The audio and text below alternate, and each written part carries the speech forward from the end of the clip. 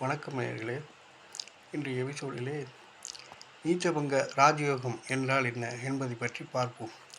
நீச்சபங்க ராஜயோகம் என்பது பொதுவாக ஜாதகத்திலே ஒரு லக்கணத்திலே உச்சமற்ற கிரகமும் நீச்சமற்ற கிரகமும் ஒன்றாக சேர்ந்து இருப்பதே நீச்சபங்க ராஜயோகம் என்பது சொல்லப்படுகிறது. சரி, இந்த நீச்சபங்க ராஜயோகத்தை ஒரு உதாரணத்துடன் பார்ப்போம்.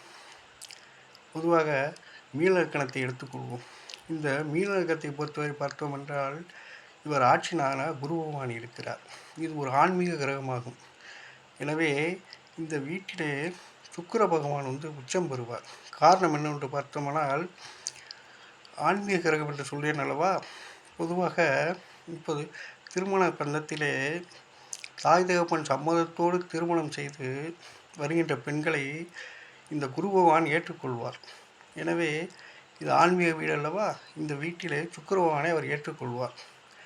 அதே நேரத்திலே இந்த காதல் கல்யாணத்துக்கு அதிபதியான புதன் பகவான் இவர் ஆன்மீக வீட்டிலே, அதாவது மீன லக்கணத்திலே நீச்சம் பெற்று விடுவார். காரணம் என்னவென்று சொன்னால், இந்த ஆன்மீக கிரகமான குரு பகவான் காதல் கிரகமான புதனை ஏற்றுக்கொள்வார். இரண்டாவது, புதனுக்கும் குரு பகவானுக்கும் கேந்திர ஆதிபத்திய தோஷம் என்று ஒரு அமைப்பு இருக்கிறது. எனவே இதன் அடிப்படையை பார்த்தால் குருவுக்கும் புதனுக்கும் ஆகாது. எனவே குரு பகவான் புதனை ஏற்றுக்கொள்ள மாட்டார். புதன் பகவான் மீன லக்கணத்திலே சஞ்சாரம் செய்யும் காலம் நீச்சத்திலே இருப்பார். சுக்கிர பகவான் சஞ்சாரிக்கும் காலம் அவர் உச்சத்திலே இருப்பார்.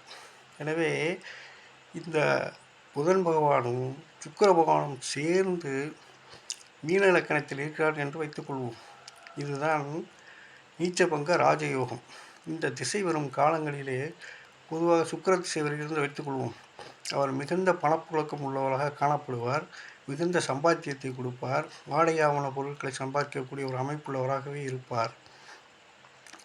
புதன் திசை இருந்தாலும் அவருக்கு மிகுந்த யோக பலனை கொடுப்பார். எனவே இருவரும் சேர்ந்து இந்த மீன லக்கணத்திற்கு அதீதமான பலனை தருவார்கள்.